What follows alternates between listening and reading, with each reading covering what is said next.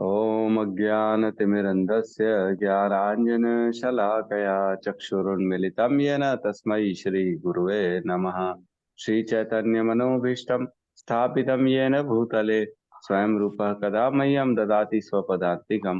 वन्देऽहं श्रीगुरु श्रीयुतपदकमलं श्रीगुरुन् वैष्णवंश्च श्रीरूपं साग्रजातं सहगन्धगुणातान्वितं तं सजीवं साद्वैतं सावधूतं परिजन सहितं कृष्ण चैतन्य देवम श्री राधा कृष्ण पादान सगण ललिता श्री विशाखान्वितांश्च। हे कृष्ण करुणा सिंधु दीन बंधु जगतपते गोपेश गोपिका कांता राधा कांत नमस्तुते। तप्त कंचन गौरांगी राधे वृंदावनेश्वरी वृषभानुसुते देवी प्रणमामि हरि प्रिये। वाञ्छाकल्पतरुभ्यश्च कृपा सिन्धुभ्य एव च पतितानां पावनेभ्यो वैष्णवेभ्यो नमो नमः। नमो विष्णुपादाय कृष्णपृष्ठाय भूतले श्रीमते भक्तिवेदांत स्वामी नामिने। नमस्ते सरस्वती देवे गौरवाणी प्रचारिणे निर्विशेष शून्यवादी पाश्चात्य देश तारिणे। जय श्री कृष्ण चैतन्य प्रभु नित्यानंद श्री अद्वैत गदाधर श्रीवासादि गौर भक्त वृंद। हरे कृष्णा कृष्णा कृष्णा हरे हरे हरे राम राम राम हरे हरे कृष्णा।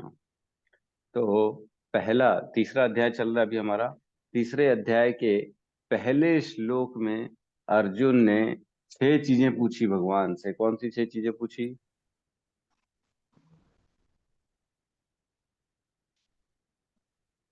क्षेत्र क्षेत्रज्ञ ज्ञान के प्रकृति पुरुष। क्षेत्र क्षेत्रज्ञ ज्ञान ज्ञेय और प्रकृति पुरुष, ये 6 प्रश्न पूछे जिसका आंसर भगवान ने दूसरे श्लोक से ही देना स्टार्ट कर दिया। क्षेत्र क्षेत्रज्ञ और क्षेत्रज्ञ में भी 2 क्षेत्रज्ञ होते हैं, एक क्षेत्रज्ञ और दूसरा क्षेत्रज्ञ।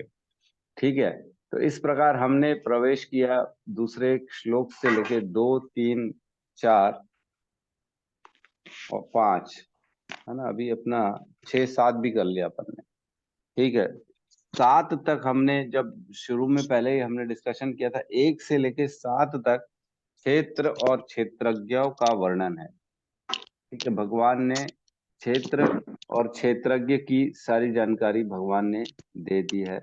अभी तक हमने देखा कि क्षेत्र क्षेत्र जो होता है ना, उसका कॉन्स्टिट्यूशन कैसे बना है। 5 कोशों से बना है। और कौन कौन से उसमें एलिमेंट्स तत्व कौन कौन से हैं, तो 24 तत्व हमने कल पढ़ा था 6वें और 7वें नंबर श्लोक में, है ना। तो एक फटाफट रिवीजन कर लेते हैं अपन। 6वें और 7वें में कौन से 24 तत्व बताए गए हैं? पंच महाभूत, है ना। भूमि, गगन, वायु, अग्नि और जल, है ना। हो गए ना 5। पांच पांच तत्व से बेसिक सारा जो सब चीज बना है ना, सारे क्षेत्र जितने भी शरीर हैं उन 5 तत्वों से बने हुए हैं। फिर बता रहे हैं अहंकार बुद्धि, है ना। या अपन अपने स्टाइल में ही देख लेते हैं। अहंकार, मन बुद्धि अहंकार, सबसे ऊपर आता है अहंकार, फिर आता है बुद्धि, फिर होता है मन। हमने कौन से 3.42 में पढ़ा था कि कौन किससे श्रेष्ठ है, कौन किससे श्रेष्ठ है। स्थूल पहले जो है ना, डल मैटर जिसको बोलते हैं, वो उससे श्रेष्ठ, फिर कर्म इंद्रिया, कर्म इंद्रियों से श्रेष्ठ ज्ञान इंद्रिया है, ज्ञान इंद्रियों से श्रेष्ठ ज्ञान इंद्रियों के विषय है, उनसे श्रेष्ठ उनका मन है, मन से श्रेष्ठ बुद्धि है, बुद्धि से श्रेष्ठ आत्मा है। इस प्रकार हमने तीसरे अध्याय में पढ़ा था कि कौन किससे श्रेष्ठ है। तो यहाँ पे वही है, मन बुद्धि अहंकार, ये 3 चीज हो गई। 5 हो गए तत्व। और उसके बाद आता है जो है ना 5 कर्म इंद्रियां। तो 5 कर्म इंद्रियां कौन बताएगा फटाफट?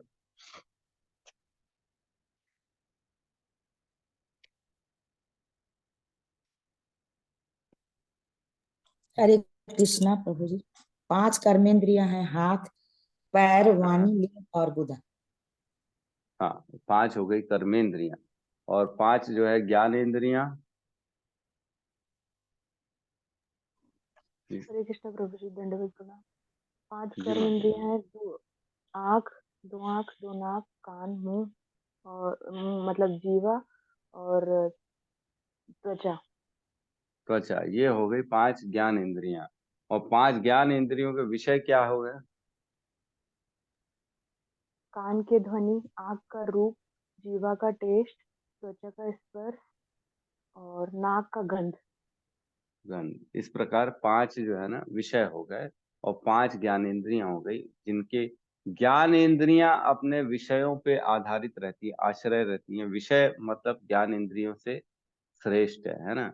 और ज्ञान इंद्रियां जो होती है ना, मतलब उनसे नीचे होते हैं कर्म इंद्रियां, और इन सब से ऊपर होता है मन। हमने कल चर्चा की थी, मन जो होता है ना, मन मन अगर आपका वश में है तब तो सब चीज वश में रहेगी, अदरवाइज सारा का सारा अनकंट्रोल हो जाएगा।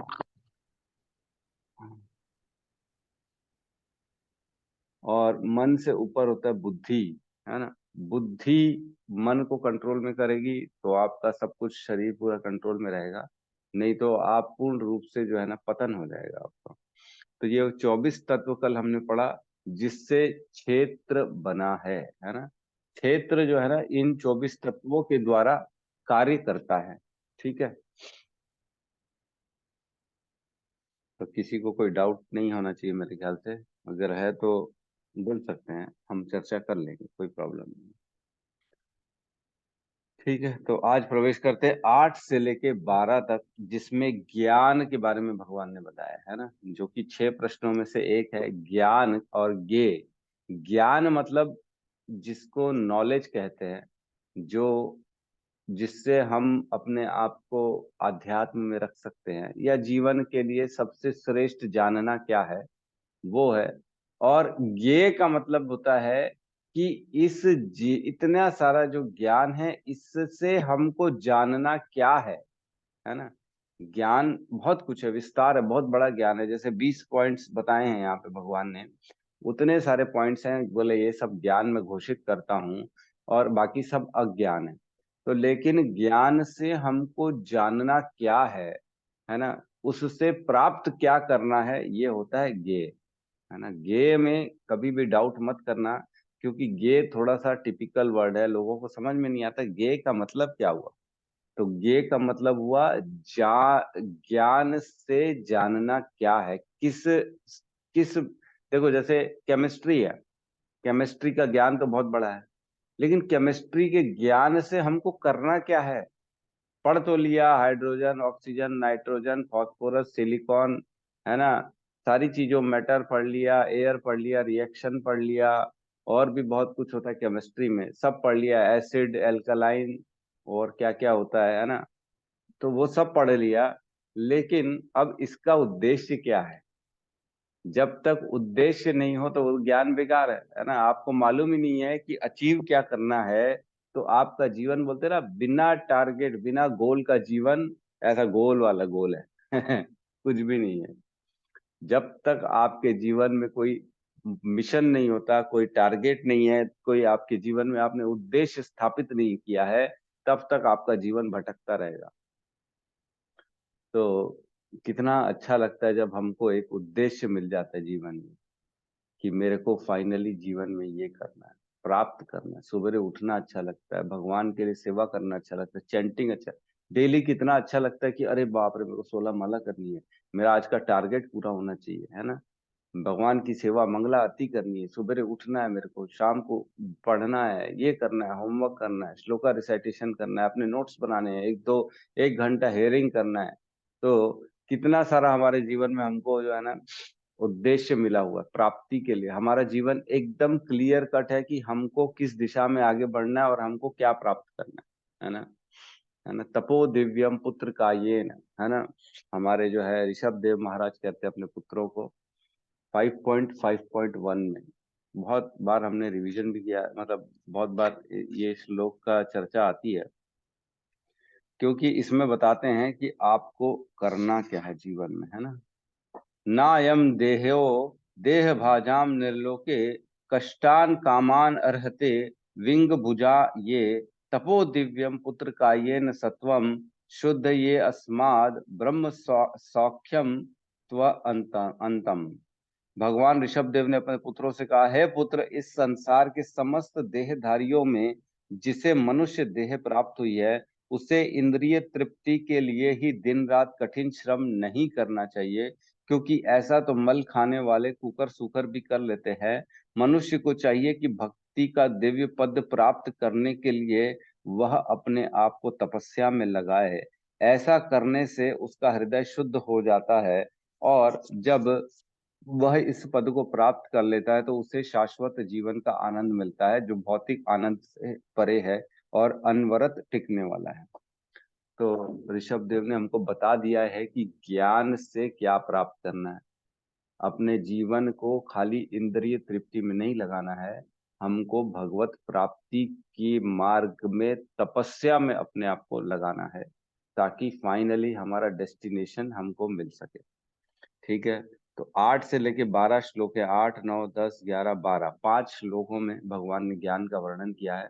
हम श्लोका रिसाइट करते हैं और हम अनुवाद पढ़ते हैं, और तात्पर्य में आज प्रवेश नहीं कर पाएंगे, हम दूसरी चीज करेंगे।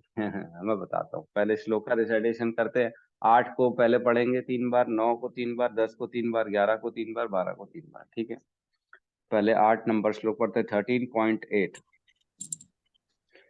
अमात्मनित्यम अदम अतम्भित्वम अमानित्वम् अदम्भित्वम् अहिंसा शांति अजर्वम अहिंसा शांति अजर्वम् आचार्य उपासनम शौचम आचार्योपासनं शौचम् धैर्यम आत्मविनिग्रह स्थैर्यम् आत्मविनिग्रह।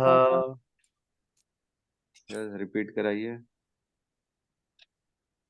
अमानित्वम् अदम्भित्वम् अमानित्वम् अदम्भित्वम् अहिंसा क्षान्तिः आजर्वम् अहिंसा शांति आचरम् आचार्योपासनं शौचम् आचार्योपासनं शौचम् स्थैर्यम् आत्मविनिग्रह स्थैर्यम् आत्मविनिग्रह।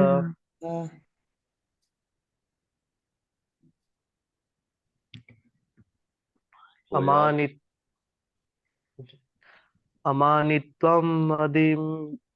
अदम्भित्वम् अमानित्वम् अदम्भित्वम् अहिंसा शांति अजर्वम् अहिंसा शांति अजर्वम् आचार्य उपासनं शौचम् आचार्योपासनं शौचम् स्थैर्यम् आत्मविनिग्रह स्थैर्यम् आत्मविनिग्रह। 9th इंद्रियार्थेषु वैराग्यम्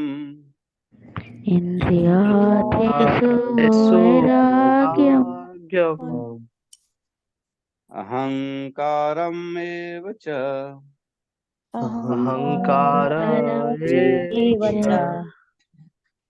जन्म मृत्यु जरा व्याधि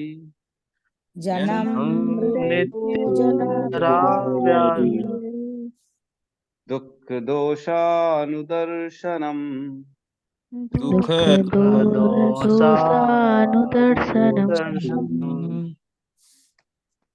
यस, कौन रिपीट कराएगा?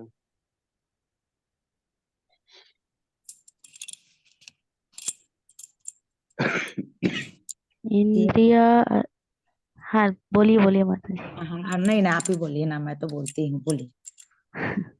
इंद्रिया अर्थेषु वैराग्यम् इंद्रियार्थेषु वैराग्यम् अहंकार एव च अहंकार एव च जन्म मृत्यु जरा व्याधि जन्म मृत्यु जरा व्याधि दुख दोषानुदर्शनम् दुःख दुःखदोषानुदर्शनम्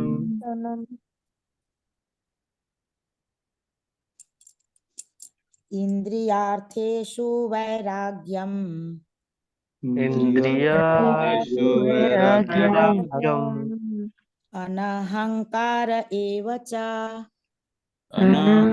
अहङ्कार एव च जन्म मृत्यु जरा व्याधि मृत्यु जरा व्याधि दोष दुःख दोष अनुदर्शनम् दुःखदोषानुदर्शनम् 10वां नंबर श्लोक 10 नंबर। आसक्ति अनभिष्वणं आसक्ति अनिविष्वरम् पुत्रदार ग्रह आदिषु दारग्रह आदिषु नित्यं च समचित्तत्वम् इष्ट नित्यं च संचित्तम् इष्ट अनिष्ट उपपत्तिषु अनिष्ट उपपत्तिषु असक्तिरनभिष्वङ्ग आसक्तिरनभिष्वङ्गः पुत्रदारगृहादिषु दारग्रह आदिषु नित्यं च समचित्तत्वम् नित्यं च समचित्तत्वम् इष्ट इष्टानिष्टोपपत्तिषु इष्ट अनिष्ट उपपत्तिषु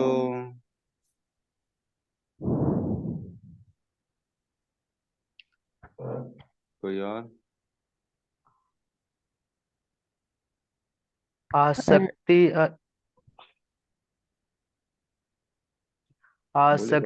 अनिभिष्वङ्ग अनभिष्वङ्गः पुत्रदारग्रह आदिषु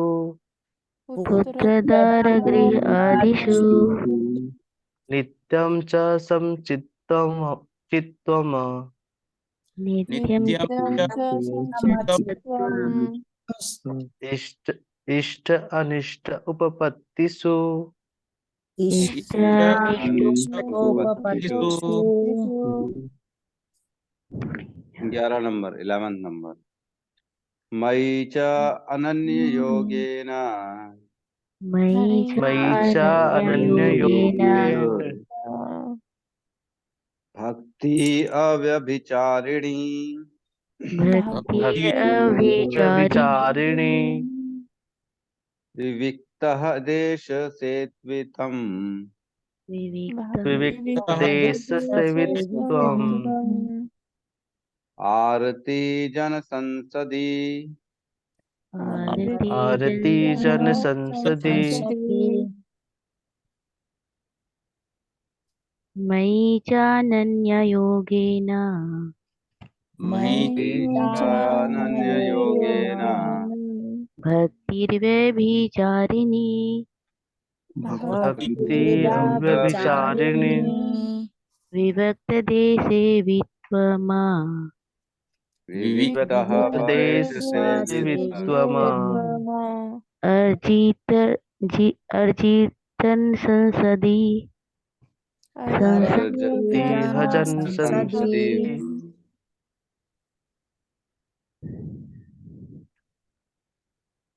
और कोई बोले मयि चानन्ययोगेन मयि चानन्ययोगेन भक्तिर्व्यभिचारिणी भक्तिर्व्यभिचारिणी विविक्तदेशसेवित्वम्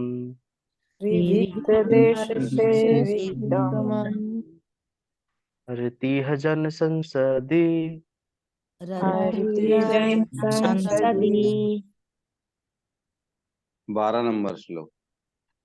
आध्यात्म ज्ञान नित्यत्वम् अध्यात्मज्ञाननित्यत्वम् तत्वज्ञानादर्शनम् तत्त्वज्ञानार्थदर्शनम्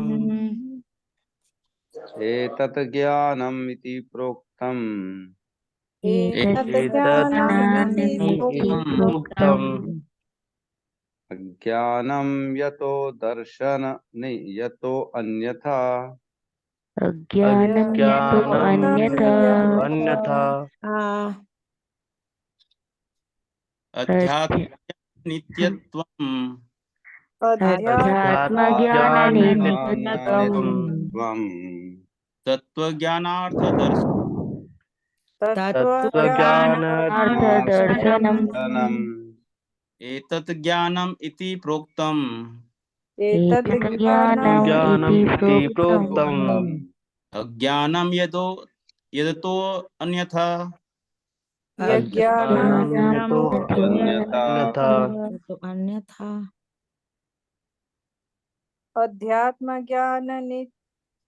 नित्यत्वम् अध्यात्मज्ञाननित्यत्वम् तत्त्वज्ञान अर्थदर्शनम् तत्त्वज्ञानार्थदर्शनम् एतद् ज्ञानम् इति प्रोक्तम् एतज्ज्ञानम् इति प्रोक्तम् अज्ञानं यत् अतः अन्यथा अज्ञानं यत् अन्यथा अनुवाद बड़ा लंबा श्लोक है, 5 श्लोक एक साथ है। विनम्रता, दंभहीनता, अहिंसा, सहिष्णुता, सरलता, प्रामाणिक गुरु के पास जाना, पवित्रता, स्थिरता, आत्मसंयम, इंद्रिय तृप्ति के विषयों का परित्याग, अहंकार का अभाव, जन्म, मृत्यु, वृद्धावस्था तथा रोग के दोषों की अनुभूति, वैराग्य, संतान, स्त्री, घर तथा अन्य वस्तुओं की ममता से मुक्ति, अच्छी तथा बुरी घटनाओं के प्रति समभाव, मेरे प्रति निरंतर अनन्य भक्ति, एकांत स्थान में रहने की इच्छा, जन समूह से विलगाव, आत्म साक्षात्कार की महत्ता को स्वीकारना तथा परम सत्य की दार्शनिक खोज। इन सबको मैं ज्ञान घोषित करता हूँ और इनके अतिरिक्त जो भी है वह सब अज्ञान है। तो भगवान क्लियर कट बता रहे हैं कि ज्ञान क्या है ना, पॉइंट वाइज एकदम। तो इसमें क्या लोग सब निकाल पा रहे हैं कि 20 पॉइंट कौन से हैं? समझ गए? 20 पॉइंट एक बार निकालो सब अपने अपने, एक एक करके बताइए गौतम प्रभु। 20 पॉइंट। 20 पॉइंट बताओ प्रभु जी। अनुवाद में जो 20 पॉइंट बताएगा एक एक करके बताओ, गिनती करके। जी। विनम्रता, पहला दंभहीनता, विनम्रता, ऐसा बोलो नहीं, पॉइंट वाइज जी, बोलो। पहला विनम्रता, पहला विनम्रता, दूसरा दंभहीनता, तीसरा अहिंसा, चौथा सहिष्णुता, पांचवा सरलता, छठवां प्रामाणिक गुरु के पास जाना, सातवां पवित्रता, आठवां स्थिरता, नौवां आत्मसंयम, 10वां इंद्रिय तृप्ति के विषयों का परित्याग, 11वां अहंकार का अभाव, 12वां जन्म मृत्यु और 13वां वृद्धावस्था नहीं तथा नहीं रोग नहीं के नहीं नहीं, गलत है गलत। ये 12वां है पूरा पॉइंट। जन्म, मृत्यु, वृद्धावस्था तथा रोग के दोषों की अनुभूति, ये पूरा एक पॉइंट है। 12वां पॉइंट।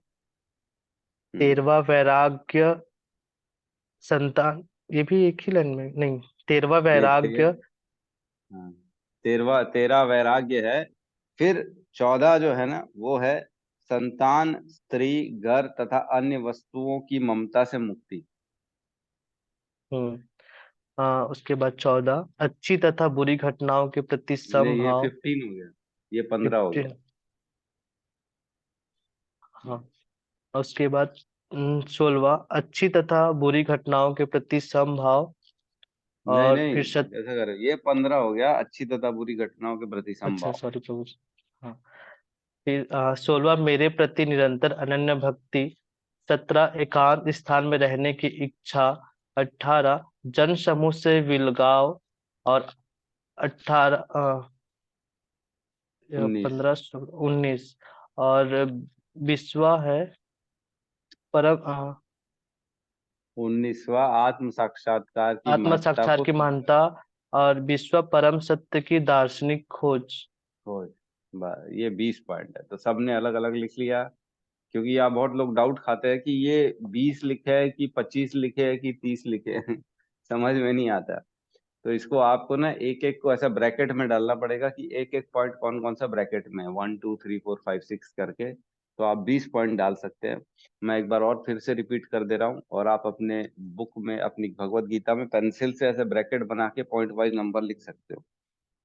पहला विनम्रता, दूसरा दंभहीनता, तीसरा अहिंसा, चौथा सहिष्णुता, पांचवा सरलता, छठवां प्रामाणिक गुरु के पास जाना, सातवां पवित्रता, आठवां स्थिरता, नौवां आत्म संयम, 10वां इंद्रिय तृप्ति के विषयों का परित्याग, 11वां अहंकार का अभाव, 12वां जन्म मृत्यु वृद्धावस्था तथा रोग के दोषों की अनुभूति, 13वां वैराग्य, 14 संतान स्त्री घर तथा अन्य वस्तुओं की ममता से मुक्ति, 15 अच्छी तथा बुरी घटनाओं के प्रति समभाव, 16वां मेरे प्रति निरंतर अनन्य भक्ति, 17 एकांत स्थान में रहने की इच्छा, 18 जन समूह से विलगाव, 19 आत्म साक्षात्कार की महत्ता को स्वीकार करना, और लास्ट परम सत्य का की दार्शनिक खोज, 20वां।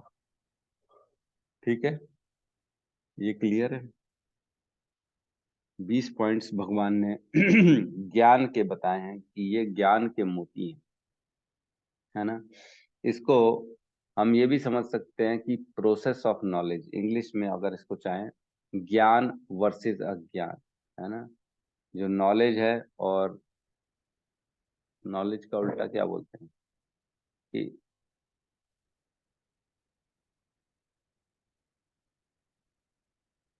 इंग्लिश में नॉलेज का उल्टा क्या बोलते हैं? नो नॉलेज ठीक है, ज्ञान वर्सेस अज्ञान, है ना। तो ऐसा नहीं है कि ये गुण हमने पहले नहीं पढ़े हैं, हमने गुण ये सब पहले भी पढ़े हैं।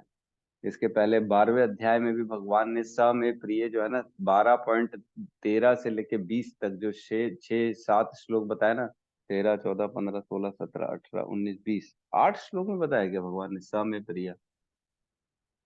हाँ, 13 से 20 में जो भगवान को प्रिय लगने वाले गुण हैं वो बताया था। उसमें भी ये सारे गुण दिखते होंगे, हम कंपैरिजन करेंगे ना तो उसमें भी आ जाएंगे। लेकिन ज्ञान, और हमने उस समय भी पढ़ा था, जो भक्त होता है उसमें ये गुण स्वतः उत्पन्न हो जाते हैं, है ना। जो भावपूर्ण भक्त होते हैं, जैसे हम देखते हैं तुकाराम महाराज है, नरसिंह मेहता है ना, और मीराबाई थी, वो लोग भाव से, हृदय से भगवान की भक्ति करते, कर्मा बाई थी, तो उनके अंदर ये सारे गुण स्वतः उत्पन्न हो जाते हैं, उनको जरूरत नहीं पड़ती ज्यादा मेहनत करने की। लेकिन जो हमारे जैसे बद्ध अवस्था में लोग हैं, है ना, बद्ध जीव है, जो नहीं समझ पा रहे भगवान की भाव भक्ति, तो ला ही नहीं पा रहे भगवान को एक्चुअल में, अस्तित्व में स्वीकार करना भी जिनके लिए मुश्किल है, उनको ये सारे गुण अपने अंदर उत्पन्न करने चाहिए। तो जैसे जैसे इन गुणों में वो इंटरेस्ट लेना चालू करेगा, जबरदस्ती करना चाहिए ऐसा नहीं है, आदमी को जरूरी नहीं है अच्छा लगे, है ना, लेकिन धीरे धीरे कोशिश करनी चाहिए अपने आप को इस परिस्थिति में लाना। तो हम अभी तो चर्चा नहीं कर रहे बहुत ज्यादा इन पॉइंट्स में, क्योंकि अब एक हफ्ते के लिए छुट्टी हो जाएगी और फिर से हम जो है पूरा कंप्लीट होगा नहीं, इसलिए हम इसमें चर्चा शुरू करें फिर दोबारा से करना पड़ जाएगा, इसलिए अपन कोई बहुत ज्यादा प्रयास नहीं करते अभी, हल्का फुल्का ऐसी एक टच कर लेते हैं, ताकि हम जैसे जब दोबारा एक हफ्ते के बाद स्टार्ट करेंगे तो प्रॉब्लम ना जाए हमारे को, फिर हम जो है ना, इलिटरेसी, इग्नोरेंस, अनअवेयरनेस, ये माताजी नॉलेज का अपोजिट बता रहे हैं, है ना। तो ठीक है, तो ये सारे गुण, विनम्रता जो है, सॉफ्टनेस जिसको बोलते हैं, है ना, सभी जीव भगवान के अंश हैं। तो ऐसा विनम्र रहना चाहिए अपने, मतलब सॉफ्टनेस जिसको बोलते हैं ना, अपने कभी भी ज्यादा क्रोध नहीं करना चाहिए, ऊट पटांग शब्द, एजिटेशन जो होता है ना, जल्दी जल्दी आदमी परेशान होकर जवाब दे देता है, वो नहीं होना चाहिए। तो दंभहीनता, दंभहीनता कौन है, कौन कौन बता सकता है दंभहीनता क्या होता है? दंभ एक्चुअल में क्या होता है बताइए।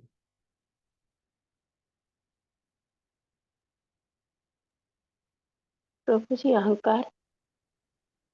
दंभ मतलब अहंकार, यस, और कौन बताएगा दंभ क्या होता अभिमान है प्रभु जी। बताइए। अभिमान, अभिमान, ठीक है। फटाफट अपना मत रखिए भाई, क्या लगता है आपको दंभ क्या होता है? घमंड हो गया क्या प्रभु जी? घमंड, दंभ मतलब घमंड। और कपट हो सकता है क्या बोल? क्या? कपट। कपट, दंभ मतलब कपट, अच्छा ठीक है। और हाँ अमृत प्रभु, आप भी कुछ जवाब दिया करो भाई। नहीं दोगे जवाब, खाली ग्रहण करोगे आप। हरे कृष्ण बाबू जी, शक्ति देख रहा प्रदर्शन हूँ। कर हैं? शक्ति प्रदर्शन करना मतलब किसी पे शक्ति दिखाना। दम्भ मतलब किसी पे बलपूर्वक शक्ति प्रदर्शन करना। जी। और कोई? देखो भगवत गीता पढ़ रहे हैं हम, तो ये सब चीजों का नॉलेज होना बहुत जरूरी है। कल को कोई पूछ लेगा आपसे, क्लास लेते हो आप इतनी बड़ी बड़ी, 1 साल से लेते आ रहे हो, और आपको अगर कोई बोलेगा दम्भ का मतलब बताओ, तो क्या बोलोगे आप? हैं? बड़े सिंपल सी चीजें हैं ये सब। जैसे पांच जो होते हैं ना विकार होते हैं, काम क्रोध लोभ मोह मद मात्सर्य, इनका तो सबको मालूम है ना डेफिनेशन की नहीं? काम क्या होता है? हम्म? जवाब देना चाहिए भाई, जल्दी जल्दी जवाब दीजिए। इच्छा है प्रभु जी। इच्छा, हरे इ- कृष्णा प्रभु जी, इच्छा। इच्छा, हाँ। इच्छा, अपनी इच्छाएं जो होती है ना, उनकी पूर्ति जो होती है, उनको काम कहा जाता है। जो आत्म इंद्रिय प्रीति वांछा तारे धरे काम, कृष्ण इंद्रिय प्रीति वांछा तारे धरे नाम, मतलब प्रेम, उसको प्रेम कहते हैं, तारे धरे प्रेम। तो भगवान की इच्छा की पूर्ति को प्रेम कहते हैं, और अपनी इच्छा की पूर्ति को काम कहते हैं। काम, काम, काम मतलब हमको सिर्फ जो हमारी इच्छाएं, जरूरी नहीं है सिर्फ स्त्री पुरुष के बीच में काम हो, सारी सभी वस्तुओं के प्रति जो है ना इच्छाओं को काम काम कहते हैं। काम क्रोध तो आप जानते ही है ना, क्रोध तो सब करते ही होंगे। कौन ऐसा जो क्रोध नहीं करता? कोई है ऐसा? हाथ उठाइए जल्दी जल्दी। कोई नहीं है ऐसा, क्रोध सब कहते हैं। काम क्रोध, लोभ, लोभ मतलब लालच, लालच, लालच। है ना, लालच। मेरे पास रहे और दूसरे के पास ना रहे, है ना, दूसरे के पास है तो ये मेरा कैसे हो जाए, या मेरा जो सबसे ज्यादा मेरे पास रहे किसी के पास ना रहे, ये होती है लालच। तेरा वाला सफेद मेरे वाले सफेद से ज्यादा सफेद क्यों? एक ऐड आती थी ना, आपका सफेद मेरे सफेद से ज्यादा सफेद क्यों? तो लालच है, आपके पास ज्यादा है मेरे पास कम है। काम क्रोध लोभ मद, मद क्या होता है? मद बताइए।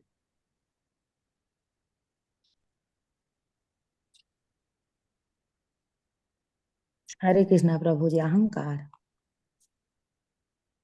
मद मतलब अहंकार। और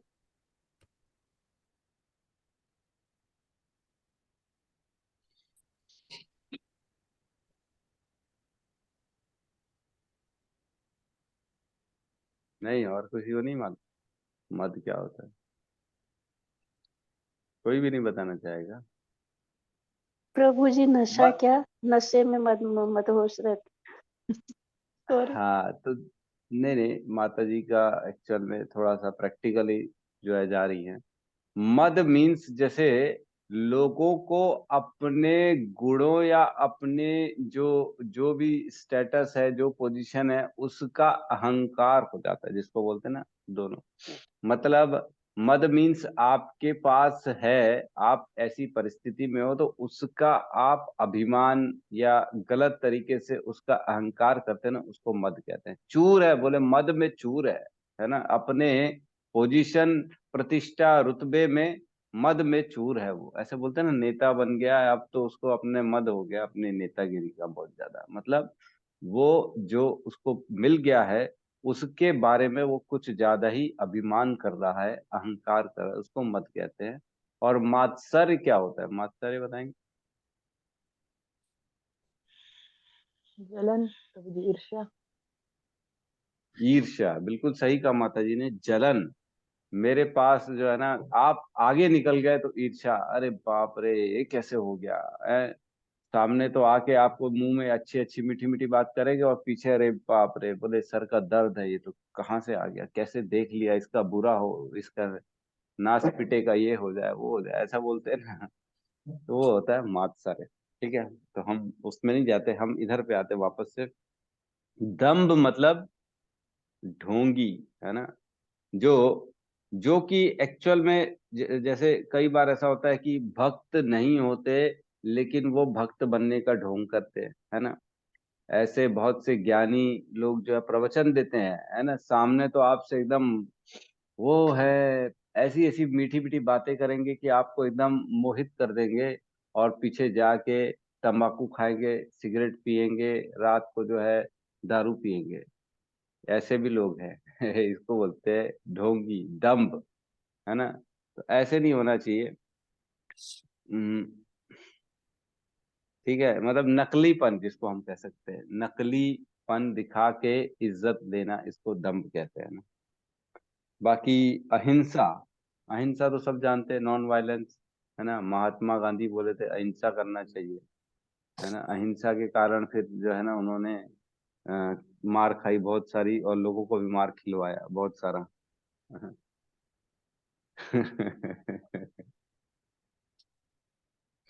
ठीक है। सहिष्णुता, हम बस ऐसी 2 मिनट चर्चा कर लेते हैं एक एक पॉइंट पे, फिर आराम से चर्चा करेंगे हम नेक्स्ट वीक में। सहिष्णुता मतलब टॉलरेंस का लेवल जो होता है ना, सहन करने की शक्ति, है ना। आपके साथ गलत हो रहा है, हो रहा है, हो रहा है, परेशान हो रहे हो, लेकिन सहन कर रहे हो, चुपचाप सहन कर रहे हो। ना किसी को तू, ना किसी को मैं, जो है अपना बस कर्म का जो है ना रिजल्ट समझ के चुपचाप स्वीकार करना, इसको सहिष्णुता बोलते हैं। उसके बाद कहते हैं सरलता। तो सरलता मतलब ज्यादा जो है ना आदमी वो 3-5 नहीं करता, सिंपल रहता है ना। सादा जीवन, उच्च विचार, एकदम सरलता से जिएगा। ना बहुत ज्यादा दिखावटपन, ना बहुत ज्यादा 3-5, ना पॉलिटिक्स, ना तू ना मैं। प्रेम से बस जो सच है कह देगा, बाकी चीजों को छोड़ देगा, बाकी मतलब नहीं है। सरलता, है ना। डिप्लोमेटिक नहीं रहेगा, वो एकदम सीधा साधा रहेगा। फिर उसके बाद कहते हैं प्रमाणिक गुरु के पास जाना। तो ये इम्पोर्टेंट है कि प्रमाणिक गुरु के पास जाना, है ना।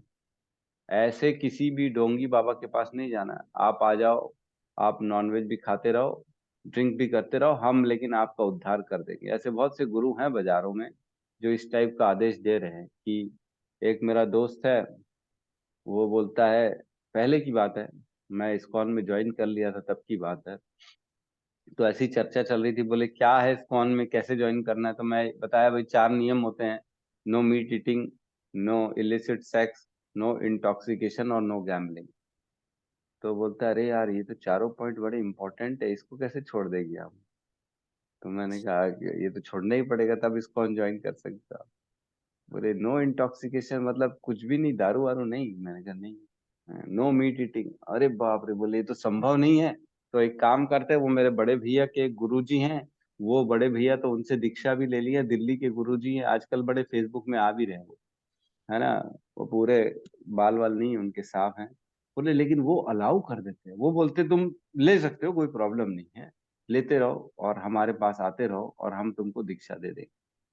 तो बोले एक काम करता हूँ, मैं उनका शिष्य बन जाता हूँ, कम से कम जीवन में जो है ना रुचि खत्म नहीं होगी, जीवन जो है ना हमारा निरस, रस के बिना नहीं रहेगा, रसफुल रहेगा जीवन। तो लोग ऐसे हैं, उनको यही चाहिए, प्रामाणिक गुरु के पास नहीं जाना है, क्योंकि उनको अपनी इंद्रिय तृप्ति पूरी करनी है ना। तो पवित्रता, पवित्रा इज वेरी इंपॉर्टेंट, है ना। पवित्रता ऐसा है कि दोनों होता है, इंटरनल और एक्सटर्नल पवित्रता होती है। इंटरनल तो हम चैंटिंग कर लेते हैं, एक्सटर्नल सुबह सुबह ब्रह्म मुहूर्त में स्नान करना, 2 बार स्नान करना, है ना। भगवान को भोग लगाना, पहले तो सब आचमन से अच्छे से जल से शुद्धि करना, मंत्र गाना, ओम पवित्रो अपवित्रो वा सर्वस्तम गतो पीवा ये स्मरेत पुंडरीकाक्षं स बहाय अभयंतर शुचि। इस तरह से मंत्र गा के हम हर चीज को ना पवित्र करते, भगवान का नाम लेके। तो पवित्रता में अपन चर्चा करेंगे और अच्छे से कि कैसे पवित्रता और बढ़ाई जाती है। और स्थिरता, ऐसा नहीं है कि वो जो है ना कभी कुछ ऊपर नीचे नहीं होता उसका, रोज एक ही एकदम जो मिशन है, एकदम जो टारगेट है उसमें स्थिर रहता है, कभी इधर न उधर डेविएशन नहीं करता। ऐसा नहीं है 4 दिन मंगला आरती की है, फिर 4 दिन, अरे अब तो 4 दिन किए ना, 2-4 दिन छुट्टी मार सकते हैं। ऐसा नहीं 16 माला किए 2-4 दिन, फिर 2-4 दिन छोड़ दी, ऐसा नहीं। स्थिरता मतलब जो बोला है वो करूंगा, इंटीग्रिटी जिसको बोलते हैं, मैंने जो बोला है मैं उसको पूरा करूँ, है ना।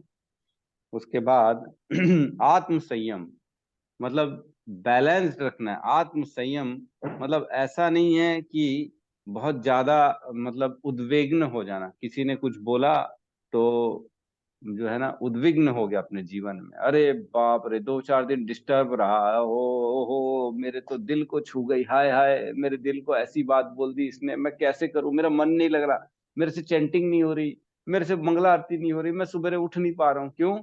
क्योंकि मुझे किसी ने कुछ बोल दिया। तो ये होता है आत्म संयम। आत्म संयम मतलब ऐसा नहीं, आप संयमता से रहें, कुछ भी हो जाए, कोई आए चाहे जाए, अपना ही क्यों ना कोई चला जाए, किसी की इवन मृत्यु ही क्यों ना हो जाए, लेकिन हम जिसमें अड़िग है उसमें अड़िग रहेंगे, है ना। तो हमारे आचार्य हुए श्रीला पुरुषोत्तम, नहीं पुरुषोत्तम नहीं थे, नरोत्तम दास ठाकुर, नरोत्तम दास ठाकुर, जो वैराग्य लेना चाहते थे, है ना। और वो उन्होंने घर में बोल दिया था कि मैं वैराग्य लूंगा, मेरे को संन्यास आश्रम जाना है मेरे को। तो जब उनके घर वाले बोले ठीक है, उनका एक बच्चा हो जाए तब चले जाना बोले, तो कंडीशन थी कि शादी करूंगा, एक आध बच्चा होगा तब चले जाऊंगा। फिर इंतजार कर रहे थे वो अंदर ही अंदर कि कब मेरी संतान हो और मैं जाऊं।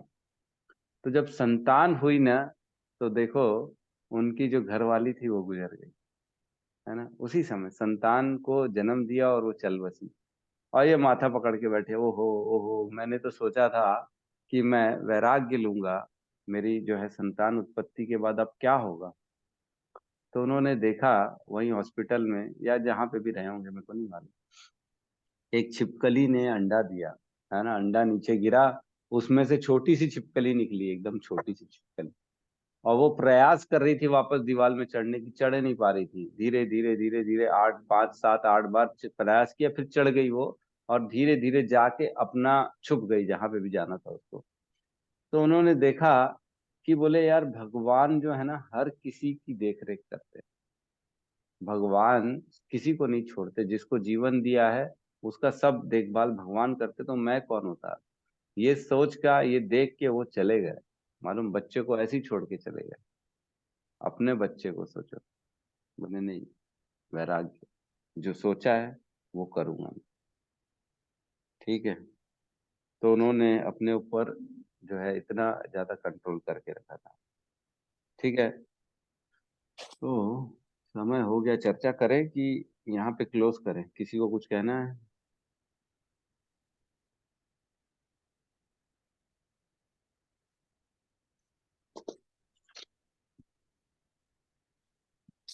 इंद्रिय तृप्ति के विषयों का परित्याग, तो ऐसी जगह इंटरेस्ट नहीं रखना है जहाँ से मजे ले, जहाँ से थोड़ा थोड़ा बोले जीवन में हल्का मजा भी रहना चाहिए, तो ऐसा ये जो है ना पूर्ण रूप से जब तक आप काटेंगे नहीं अपने आप को तब तक तो ये बना रहेगा, फिर आप जो है ना कभी भी ये प्रबल होकर आपको वापस खींच लेगा।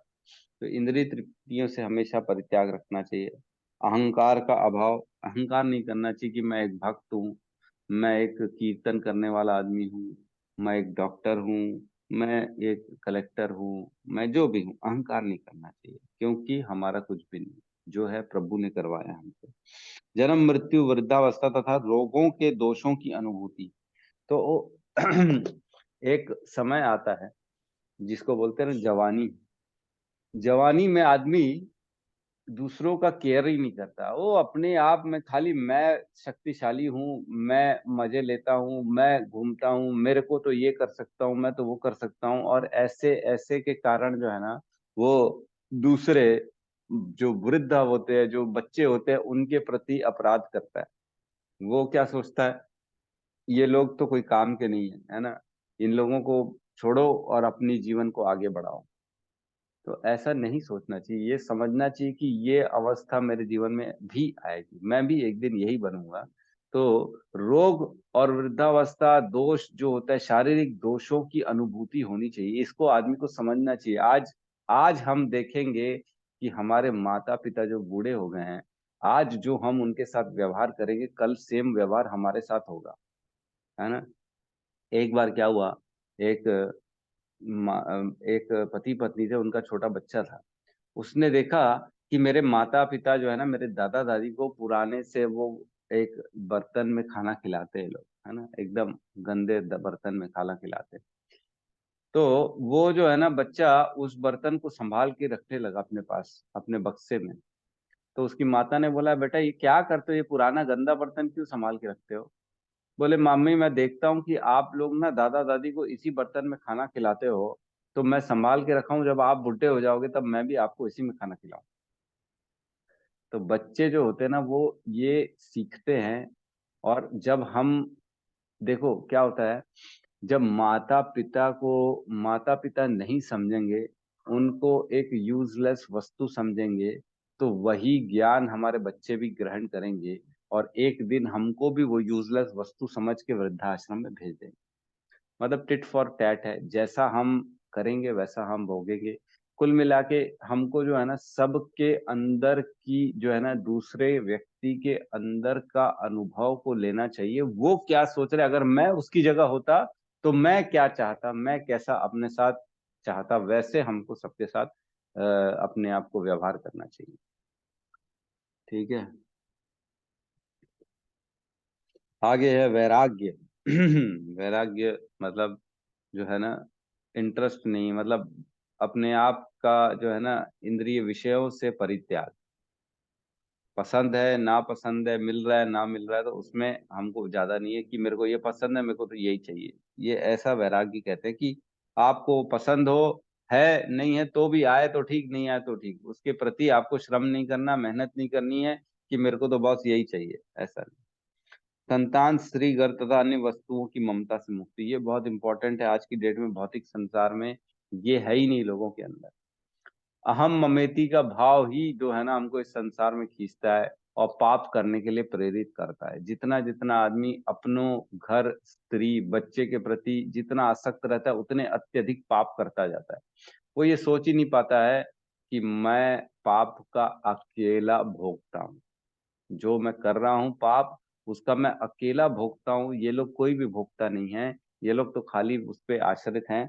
और जो मैं गंदे कर्म कर रहा हूँ, झूठ बोल रहा हूँ पैसे के लिए, मान के लिए, अपनों परिजनों के सुख के लिए, उसका सबका भोगता, सारे पापों का एक दिन हिसाब होगा। और ऐसा हिसाब होगा कि देते देते देते देते एक एक रोम खींच खींच के निकाल दिया जाएगा, और तब रोएगा बैठ के कि हाय मैंने क्या कर दिया, है ना। लोग करते हैं ये अपने के लिए, बच्चे के लिए, पत्नी के लिए, गलत गलत काम करते हैं, सब गलत काम करते हैं। तो उनसे मुक्ति होनी चाहिए, समझना चाहिए कि मेरे को धर्म के अनुसार कार्य करना है, ना कि आसक्ति के कारण कार्य करना है। अच्छी तथा बुरी घटनाओं के प्रति संभाव, तो इक्वालिटी होनी चाहिए, न सुख में सुखी न दुख में दुखी, है ना। मेरे प्रति निरंतर अनन्य भक्ति, तो हमने 9वें अध्याय में पूरी अनन्य भक्ति का पूरा पढ़ा था, लेकिन चर्चा करेंगे जब इसके डीप में जाएंगे। एकांत स्थान में रहने की इच्छा, ज्यादा ना, न ग्राम कथा सुनी बे न ग्राम कथा कही बे, है ना। न ज्यादा लोगों की चर्चाएं करो, न उनके बारे में बोलो न सुनो, जितना सुनेंगे उतना बोलेंगे और उतना पाप हम पे चढ़ता जाएगा। इसलिए एकांत में रहना चाहिए। कोई मतलब नहीं है 3-5 करके 10-20 लोगों के पास जाके अपना बखान करके मैं ये मैं वो, हम मिलके ये करते वो करते, कोई मतलब नहीं है ना। हमने अपने अभी तो पढ़ा था ना कुछ दिन पहले, आरंभ जो है ना, बड़ा आरंभ नहीं करता वो, है ना। उसमें 12वें अध्याय में स में प्रिय में था ना, सर्व आरंभ परित्यागी। किसी को याद है कि कौन सा श्लोक था? कोई भी बड़ा काम नहीं करता जिसमें बहुत ज्यादा प्रयास हो, बहुत ज्यादा प्रॉफिट हो, बहुत ज्यादा समय नष्ट हो, ऐसा काम नहीं करता, बचता है ऐसा भक्त, है ना। सर्व आरंभ परित्यागी। तो वही है, एकांत में रहने की इच्छा है भैया, नहीं चाहिए मेरे को, मैं एकांत में रहूंगा। जन समूह से विलगाव, नेता नहीं बनना चाहता वो, है ना। सब लोगों का जो हितैषी तो है, लेकिन सबके बीच में अपना नाम नहीं कमाना चाहता वो। ऐसा नहीं है कि अपने को सबके बीच में जोड़ेगा, आपको क्या तकलीफ, आपको क्या तकलीफ, मेरे को बताओ, मैं आपकी तकलीफों को सॉल्व करता हूँ, मैं ये करता हूँ, मैं वो करता हूँ। नेतागिरी का कीड़ा नहीं है मतलब इसके अंदर। आत्म साक्षात्कार की महत्ता को स्वीकार करना, तो ये इम्पोर्टेंट है कि समझता है कि आत्म साक्षात्कार जीवन में कितना जरूरी है ना, और उसके लिए प्रयास करता है वो, है ना। ये ज्ञान है। और लास्ट है परम सत्य का दार्शनिक खोज। उसमें लग जाता है कि एक्चुअल में जीवन का उद्देश्य क्या, परम सत्य क्या है, भगवान क्या है ना। किस प्रकार मैं भगवान को प्राप्त कर सकता हूँ। तो ये पॉइंट है 20 जिनमें हम चर्चा करेंगे अगले सत्र में। तब तक के लिए एक ब्रेक है। सब रिवीजन करिए, पढ़िए। 13 है ना, 12.13 उसमें हमने पढ़ा था, किशोर प्रभु ने भेज दिया, बहुत अच्छा। सर्व आरंभ परित्यागी 12.13 है ना। अद्वेष्टा सर्वभूतानां मैत्रेय करुण एव च निर्ममोह नहीं, ये नहीं है प्रभु जी। प्रभु जी 16 है। 16 है, सॉरी मैं 13 पढ़ लिया था। अनपेक्ष शुचि दक्ष उदासीनो गतव्यथ सर्व आरंभ परित्यागी यो मद भक्ता स में प्रिय। मेरा ऐसा भक्त जो सामान्य कारक कलापों पर आश्रित नहीं है, जो शुद्ध है, दक्ष है, चिंता रहित है, समस्त कष्टों से रहित है और किसी फल के लिए प्रयत्नशील नहीं रहता, मुझे अतिशय प्रिय है ना। तो भगवान की प्रियों की लिस्ट बनाओ तो अच्छा है। गौतम प्रभु एक लिस्ट बनाओ ना, 12वें अध्याय में जो 13 से लेके 20 तक के श्लोक हैं, उनकी लिस्ट बनाओ ना, जी जी प्रभु है जी, ना। आज मैं बना उसको लेता हूँ। पीडीएफ में बनाना, ताकि सब अपने अपने घर प्रिंट आउट निकाल लें और उसके आगे कॉलम और छोड़ देना, खाली ब्लैंक छोड़ देना, ताकि उनसे सिमिलर और कहाँ कहाँ पे वो श्लोक वो जो है ना गुण मिलेगा, तो उसका रेफरेंस लिखते चले जाएंगे सब लोग, है ना। जैसे जी अभी यहाँ प्रभु जी। मिल रहे हैं काफी सारे। ठीक है, किसी का कोई प्रश्न है, कुछ अपनी चर्चा करनी है तो कर सकता है।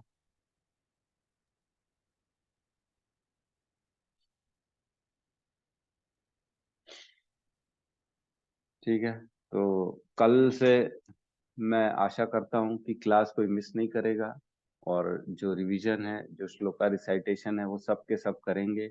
गौतम प्रभु जो है आपको जो है ना, हम जो है रिस्पॉन्सिबिलिटी, जिम्मेदारी देते हैं कि इन 7 दिन में कोई भी प्रकार की कोई भी ऐसी घटना ना हो कि कोई प्रॉब्लम हो, अप्रिय हो या कोई दिक्कत हो किसी को। आप ढंग से रिवीजन कराइएगा पूर्ण रूप से, 10, 11, 12 इन तीनों अध्याय को कराइएगा। ठीक है, जी प्रभु जी।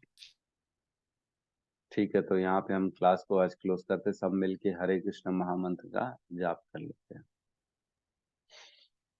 हरे कृष्णा कृष्णा कृष्णा कृष्णा हरे कृष्णा हरे हरे हरे, हरे राम राम राम हरे कृष्णा हरे। कृष्णा हरे हरे राम राम राम हरे हरे। सभी सभी भक्त वृंद की जय। जय। जगत गुरु शील सद्गुरु प्रभुपाद श्री की जय। प्रभुपाद पिताई गौर की प्रेमानंदे। जय। जय हरि हरे हरि हरि बोल। हरि हरि हरि बोल। बोल। हरि हरि हरि हरि हरि हरि। बोल। बोल। हरि हरि।